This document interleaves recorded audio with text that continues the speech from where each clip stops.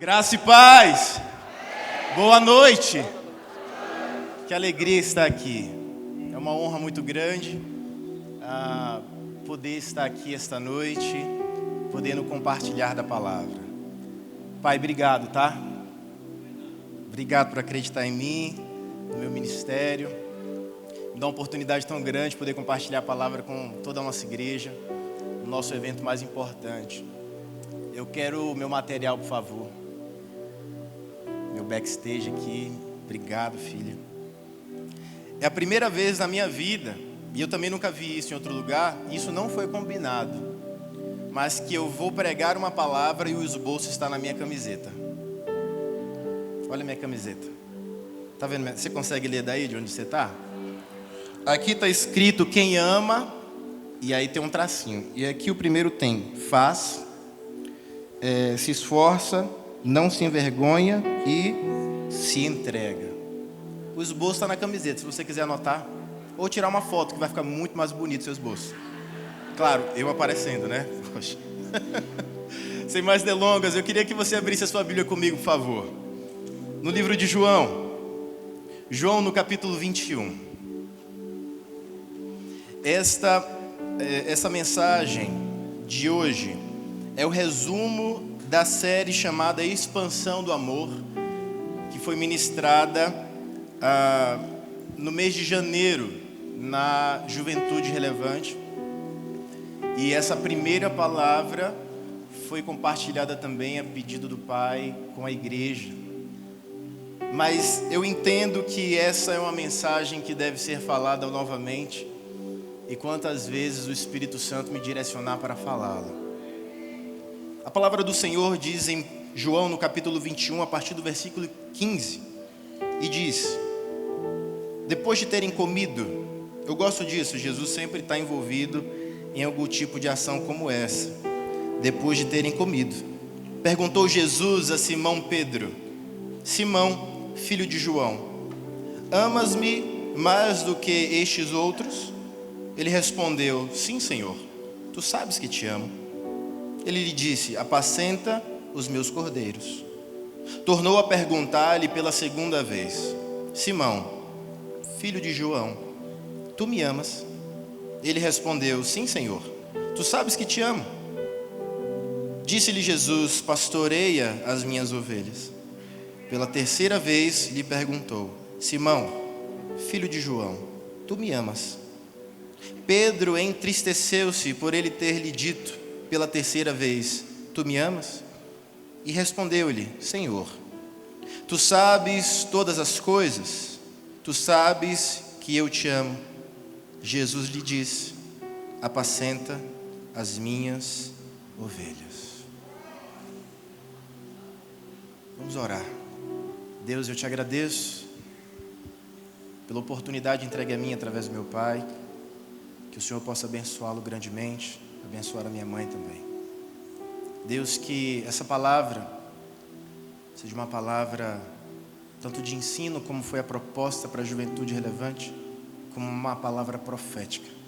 Espírito Santo, o Senhor tem liberdade, em nome de Jesus. Amém.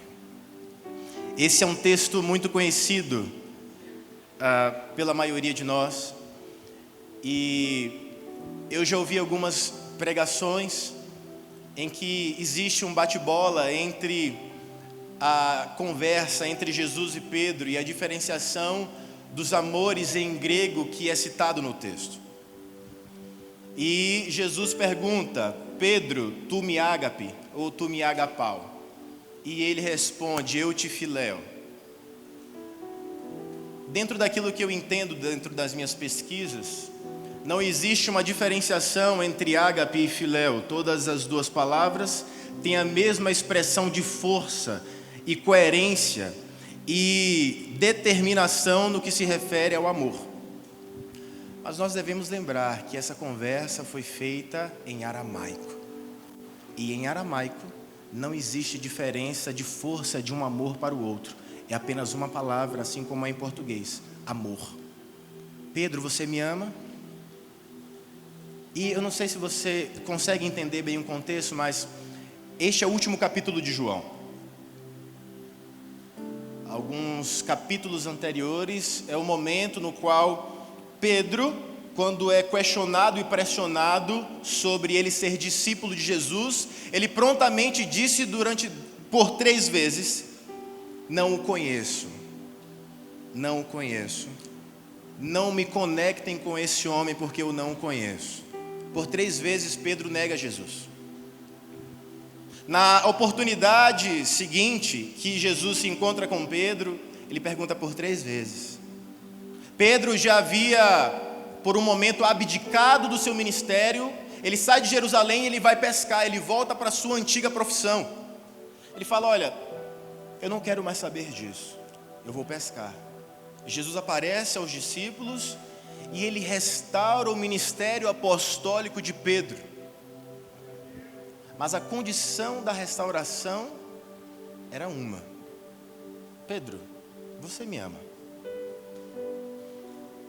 Nós temos tido deturpações sobre o amor nos nossos dias. Uma frase que ronda os nossos dias é que toda a forma de amor é válida, mas a forma de amar que deve moldar o nosso amor é o amor de Deus. O amor de Deus é o molde principal para que todas as outras formas de amar sejam então criadas, determinadas, envolvidas e aplicadas na nossa vida. Nós não devemos amar diferentemente daquilo que Deus nos ama ou da proposta que Ele tem, porque o amor de Deus é um amor transformador e não um amor conivente. Deus ama o pecador a ponto de transformá-lo em filho. Deus não ama o pecador a ponto de mantê-lo em seu pecado e deixá-lo no formato em que ele está. Deus ama o pecador a ponto de transformá-lo em um discípulo frutífero. O que acontece com Pedro nessa situação?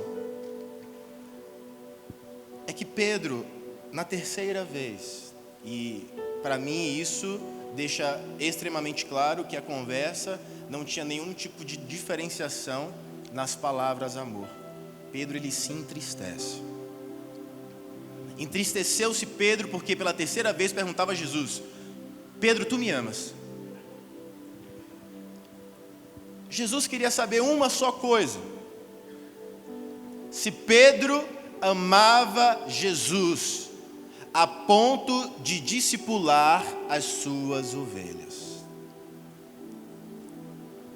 É muito gostoso quando nós ouvimos pregações na qual nós ouvimos dizer que Jesus nos ama. Jesus nos ama. Jesus te ama como você é, venha como está, e isso é maravilhoso.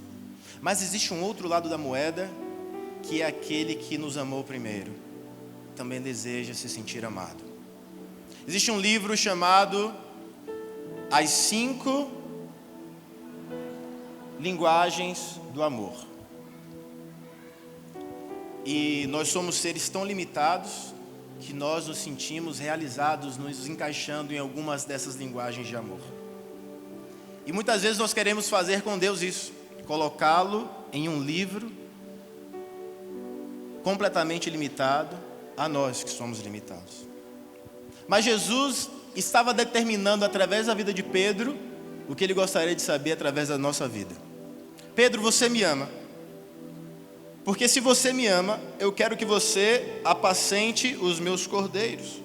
Se você me ama, eu quero que você pastoreie as minhas ovelhas.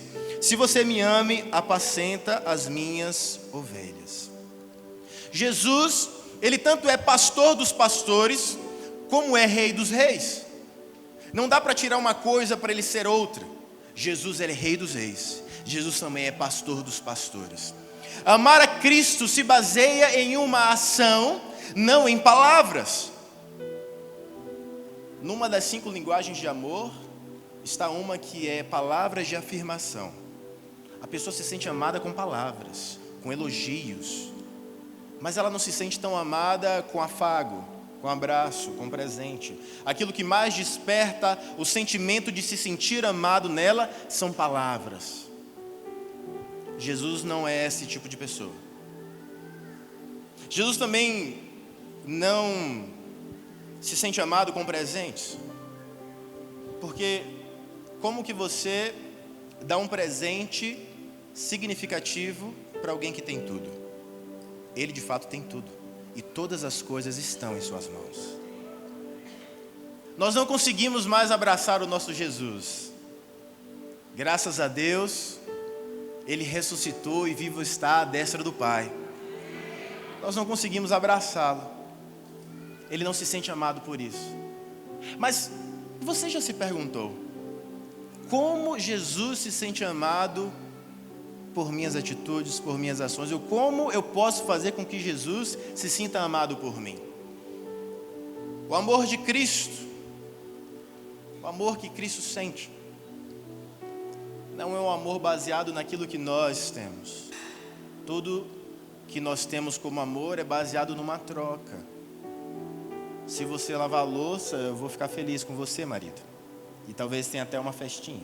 Se você me der um presente, eu vou me sentir amado por você. Jesus, tudo que Jesus faz tem um propósito eterno. E o propósito eterno que Jesus Cristo tem é despertar em nós, os seus discípulos, algo sobrenatural. Porque a conversa que Cristo estava tendo com Pedro era a transformação de um homem que era pescador de peixes em pescador de homens. Nós temos que entender que Cristo ama os contemplativos, aqueles que apenas contemplam a igreja, o evangelho, são fiéis, vêm em todos os cultos, mas Ele se sente amado pelos ativos, por aqueles que cumprem o seu desejo principal. Mas qual é esse desejo principal que Jesus Cristo se sente amado? A linguagem de amor de Jesus não é romântica. A linguagem de amor de Jesus é laboriosa. Você quer fazer com que Jesus se sinta amado? Trabalhe para Ele, trabalhe com Ele, trabalhe por Ele. Faça aquilo que é de mais importante para Ele. Nós vivemos em um estado, graças a Deus, riquíssimo. Riquíssimo. Nós temos a agropecuária. Eu sou muito feliz por isso, porque eu gosto muito de carne. Quantos aqui gostam de carne? Todos, graças a Deus, senão você estaria em outro estado. Então aqui é carne todos os dias. Um dia que você fica sem comer carne vermelha, você já começa a se sentir fraco, você pensa que é pecado, mas é só falta de carne vermelha. Então você come um filé, você come uma picanha, e aqui a do Ovidio, uma das melhores, que tem um açougue maravilhoso, né, Ovidinho? Que açougue maravilhoso, entrega na porta de casa. É só mandar um WhatsApp, né, Ovidio? Uma maravilha. Então a gente tem algo maravilhoso. Os pecuaristas. E eu queria te fazer uma pergunta simples. O que é mais importante para um pecuarista? Isso não é uma pegadinha. O boi. O boi. O que é mais importante para o pecuarista é o boi. Agora me diga, o que é mais importante para um pastor de um rebanho? As ovelhas. Jesus Cristo entregou a sua vida por suas ovelhas. Aquilo que Ele mais tem de importante são as ovelhas pelas quais Ele entregou a sua vida para que elas tivessem vida e vida em abundância. Jesus então pergunta para Pedro: você me ama a ponto de cuidar daquilo que eu tenho de mais importante? Você ama a Jesus a ponto de cuidar dos seus pequeninos? Você ama a Jesus a ponto de abrir mão de você mesmo para que o nome dele seja glorificado? Você ama Jesus Cristo a ponto de não escandalizar o seu irmão? Você ama Jesus Cristo a ponto de discipular todos aqueles que precisam ser discipulados? Porque é essa pergunta que Ele nos faz essa noite através dessa conversa com Pedro. João, Maria, Tiago, José, tu me amas? Porque se vocês me amam, apacentem as minhas ovelhas. Essa conversa, esse diálogo não se resume apenas a Pedro, mas se resume a Cristo e a sua igreja. Eu já falei, acho que ano passado, um outro diálogo que Jesus teve com Pedro. Pedro, tu és pedra,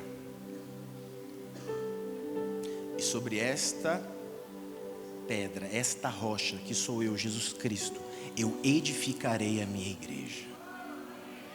Eu não acredito em uma igreja edificada sobre um homem, porque tudo que se edifica sobre um homem, em um certo momento rui.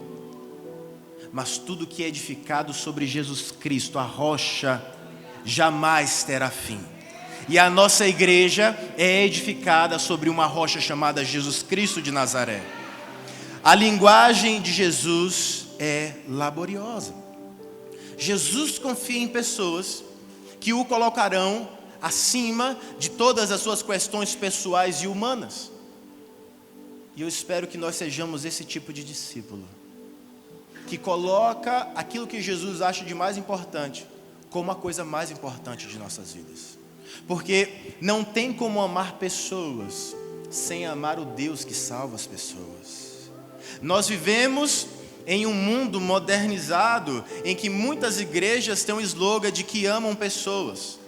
Mas nós devemos ensinar as pessoas primeiro a amar ao Deus que salva as pessoas, para que nós consigamos amar as pessoas como Deus ama as pessoas. Porque se nós amarmos as pessoas como nós conseguimos, nós vamos falhar. Mas se nós amarmos as pessoas como Jesus Cristo ama, nós vamos andar a 2ª milha, nós vamos andar a 3ª milha, nós vamos apacentar, discipular e fazer de tudo para que a igreja de Cristo continue viva e eficaz. E é o único empreendimento sobre a terra que tem mais de 2000 anos, nunca faliu, nunca foi à bancarrota, nunca parou, passou por todo o tipo de perseguição e jamais vai falhar, porque a igreja de Cristo é movida pelo seu Espírito Santo, e graças a Deus esse Espírito Santo está aqui essa noite, amém?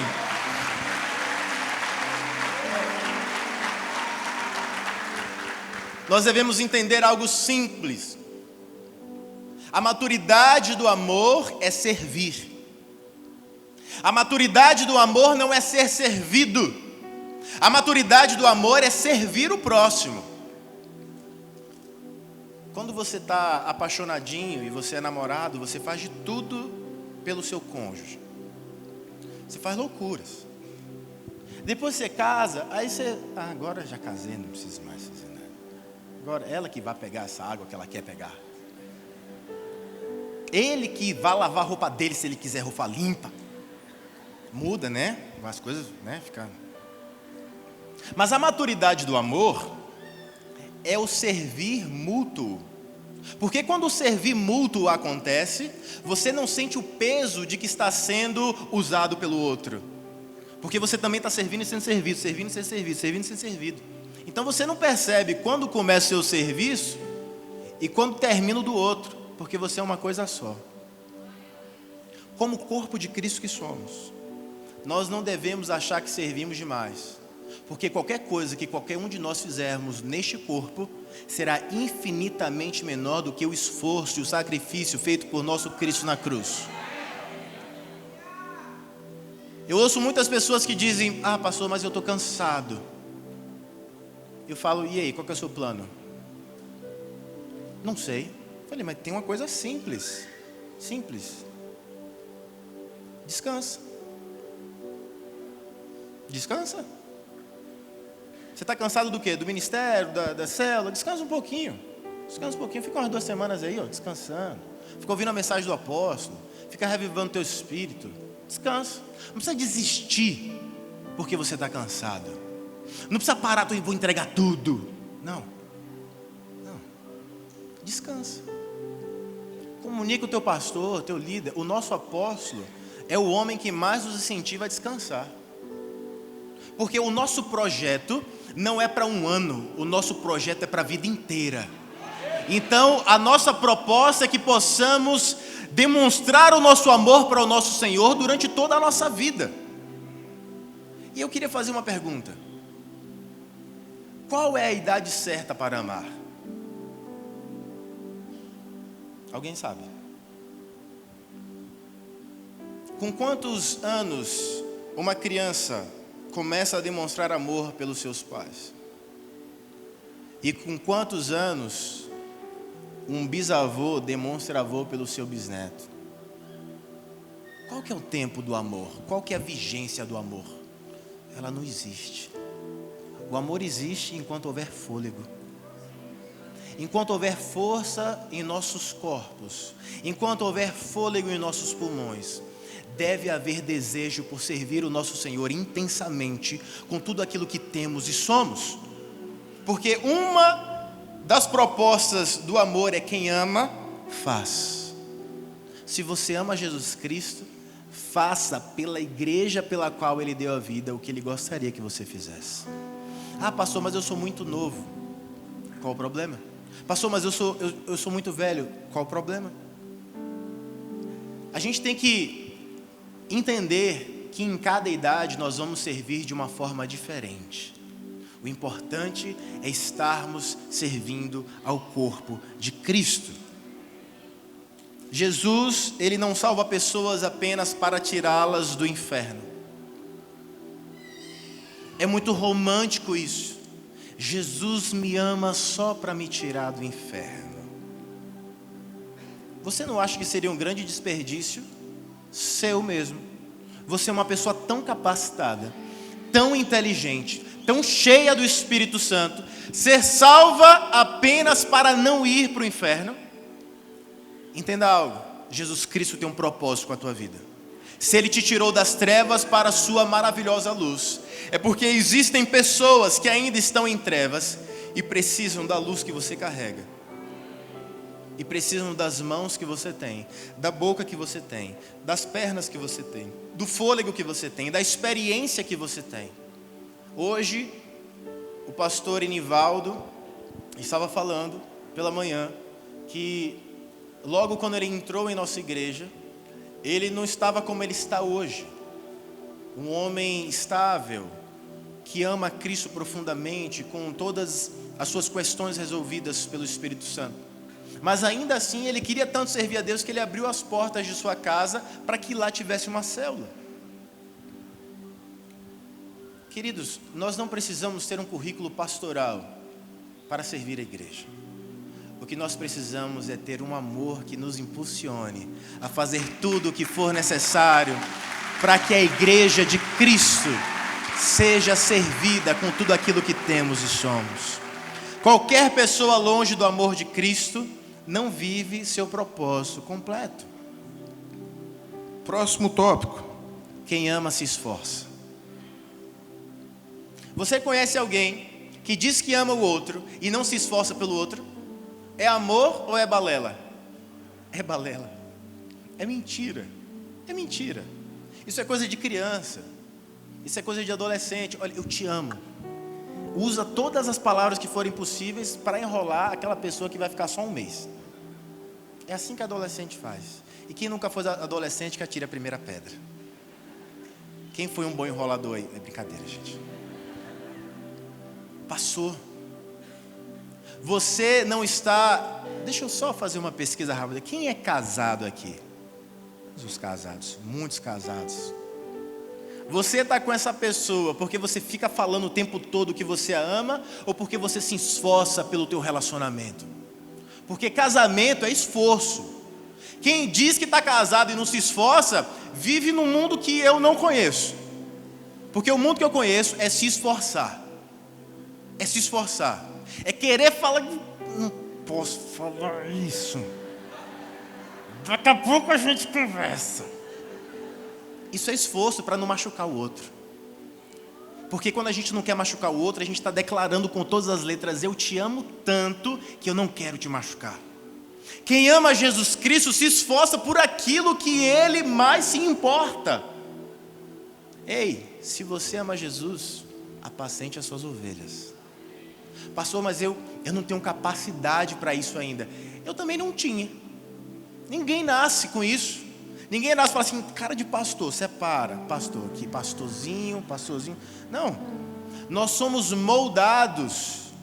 E graças a Deus a nossa igreja é uma igreja tão saudável que nós temos mentores que nos auxiliam a extrair de nós o melhor que nós temos dentro daquilo que o Espírito Santo já colocou em nós. Então, se eu fosse você, eu aplaudiria aquele casal lindo que está ali em cima, por ser os nossos mentores, extraírem de nós o nosso melhor. Deixa eu te contar uma experiência.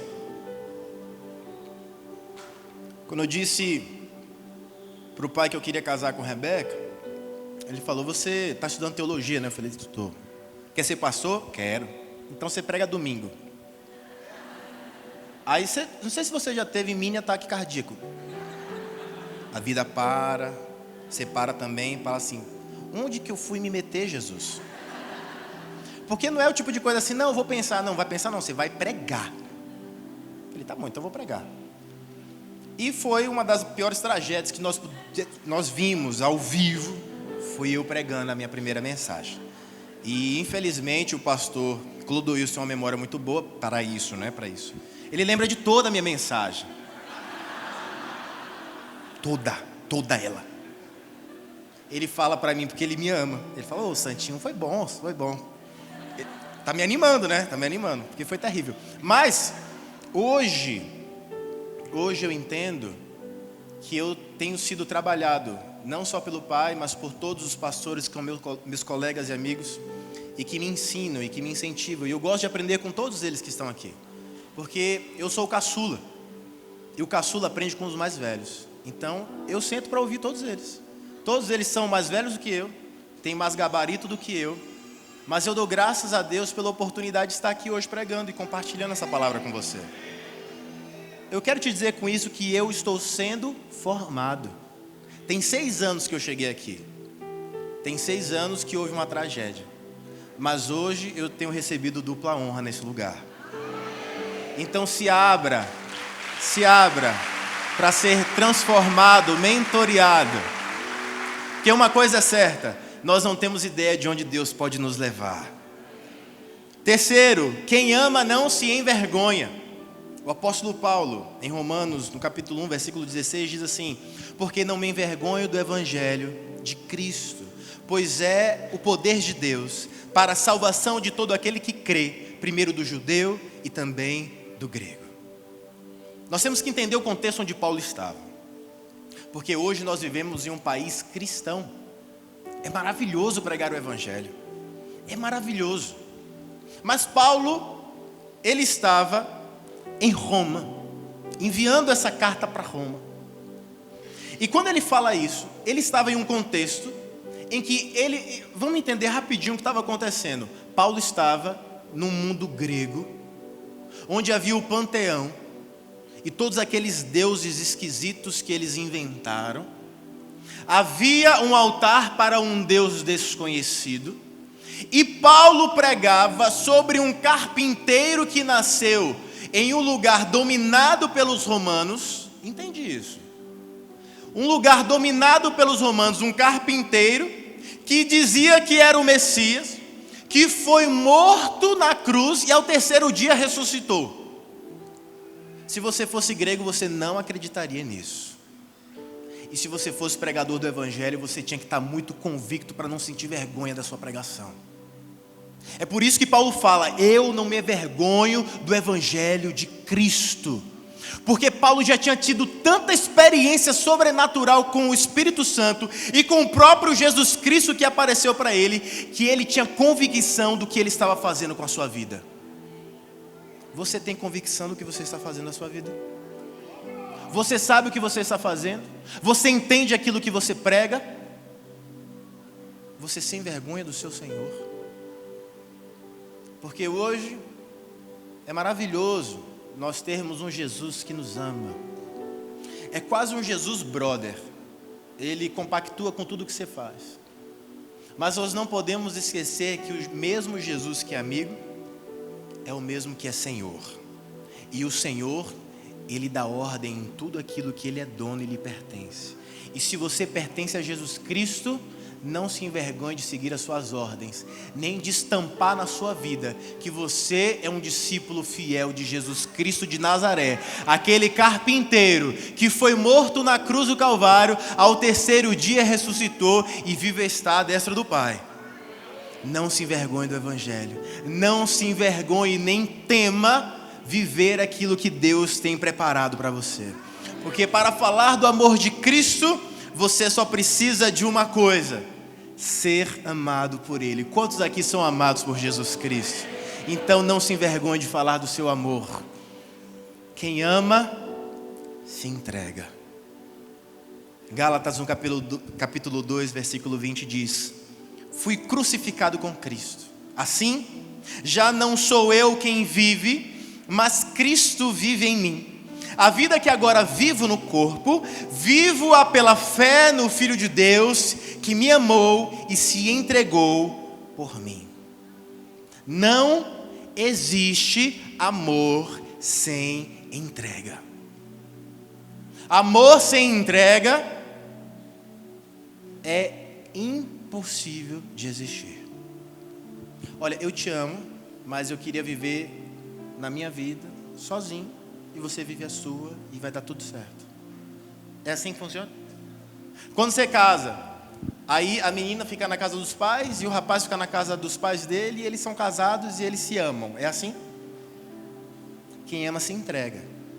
Se entrega aos desafios, se entrega aos riscos. Quem foi que te disse que a sua vida ia dar certo quando você casou? Ah, vai dar tudo certo, fica tranquilo, vai dar tudo certo. Quem foi que disse que talvez um dia não faltasse um dinheiro? Quem foi que um dia talvez não fosse faltar um gás? Quem foi que um dia disse: olha, a gente não vai sair de férias esse ano? Quem foi que um dia te disse que você não ia ter desafios? Mesmo assim, você se entrega por este amor.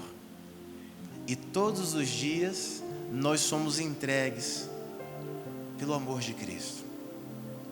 Queridos, ontem eu postei no meu Twitter que se o Evangelho fosse uma proposta para viver apenas nesta vida, ainda assim valeria a pena.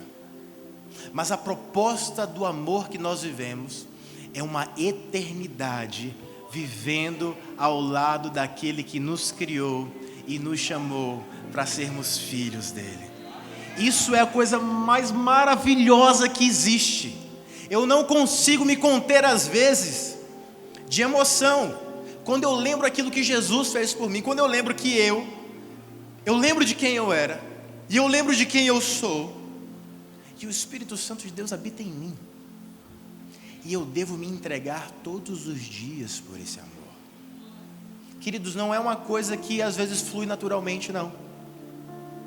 Você tem que marcar um horário para você ler tua Bíblia, marcar um horário para você orar, marcar um horário para você ter discipulado. A nossa vida hoje é corrida, mas não é porque a vida é corrida que essa vida vai nos sequestrar dos braços daquele que nos amou primeiro. Muito pelo contrário, nós temos que estar atentos, porque às vezes a gente pensa que a gente está fazendo para Deus, e na verdade o que Ele quer é só passar um tempo conosco. Nós temos que entender que o nosso tempo de leitura, de oração, é importante, e isso entra também em se esforçar por Ele. Um relacionamento de amor que apenas um se entrega se torna desperdiçado. Não desperdice o amor de Cristo, se entregue por Ele também. Deixe o Espírito Santo te usar da forma que Ele já planejou. Porque se você acreditar em suas habilidades apenas, talvez você não vá a lugar algum. Mas se você acreditar no Espírito Santo que Ele capacita, você vai viver coisas sobrenaturais em nome dEle. Sobrenaturais. Eu quero concluir lendo um texto que está em Atos, no capítulo 1. A banda pode subir, por favor.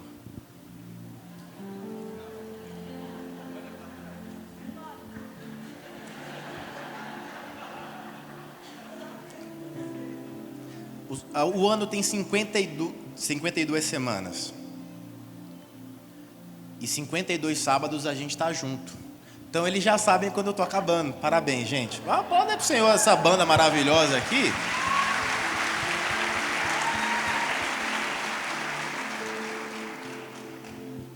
Olha o que é que a palavra do Senhor diz em Atos do capítulo 1, a partir do versículo 5.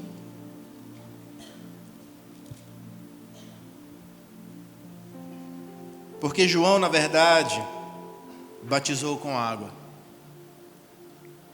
mas vós sereis batizados com o Espírito Santo, não muito depois destes dias. Então, os que estavam reunidos lhe perguntaram: Senhor, será este o tempo em que restaurareis o reino a Israel? Respondeu-lhes: não vos compete a conhecer tempos ou épocas que o Pai reservou pela sua exclusiva autoridade. Essas estavam sendo as últimas palavras de Jesus aqui na terra. E esse versículo é um versículo maravilhoso que diz, nas palavras do nosso Senhor: mas recebereis poder ao descer sobre vós o Espírito Santo, e sereis minhas testemunhas, tanto em Jerusalém, como em toda a Judéia, e até o Brasil, até São Paulo, até Campo Grande, até Corumbá. Tudo aquilo que nós vivemos aqui é os confins da terra.